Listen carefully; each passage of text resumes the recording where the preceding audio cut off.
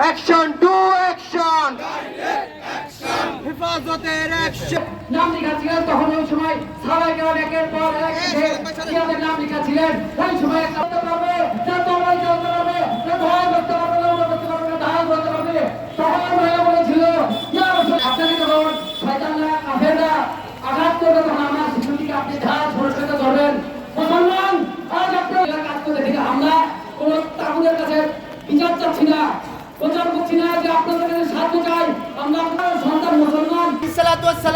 সুলাইমান আলাইহিস সালাতু ওয়াস সালাম, মুসা আলাইহিস সালাতু ওয়াস সালাম, ইমামগণ, সালাফগণ, সাহাবা আসহাবুনা রাদিয়াল্লাহু আনহুম আজকে মূর্ছিত কি হচ্ছে? আমাদের জীবন দিয়ে, আমাদের রক্ত দিয়ে, আমাদের সমর্থ দিয়ে, আমাদের প্রতিবাদ দিয়ে, সমর্থন দিয়ে আমরা আমাদের বাইতুল মাকদিসকে, ফিলিস্তিনকে পুনরায় আমরা ফিলিস্তিনের মাটিতে পুনরায় সিজদা করব। আল্লাহ তাআলা আমাদেরকে তৌফিক।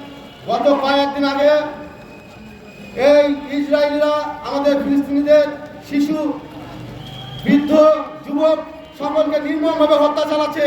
এই রোজা সিয়াম সাধারণ মাসে আপনারা লক্ষ্য করেছেন এই পার্শ্ববর্তী রাষ্ট্র ভারতে হোলির নামে মুসলমানদেরকে নির্যাতিত করছে, হত্যা করছে, ধর্ষণ করছে। আর এই ধর্ষণ সারা বাংলাদেশের মুসলমান জেগে উঠেছে, সারা বিশ্বের মুসলমান জেগে উঠেছে। সংগ্রামী তৌহিদি জনতা, সঠিক পথ দেখাও, এই জালেমদেরকে সঠিক পথ দেখাও। তা না হলে আমরা সারা শিশু যেন হত্যা না হয়, আর কোনো মা বোনেরা যেন নির্যাতিত না হয়, ধর্ষিত না হয়, না হবে। ততদিন পর্যন্ত আমরা রাজপথে একসাথে কাঁধে কাঁধ মিলিয়ে একটি সবুজ সুন্দর শান্তি নগরী এবং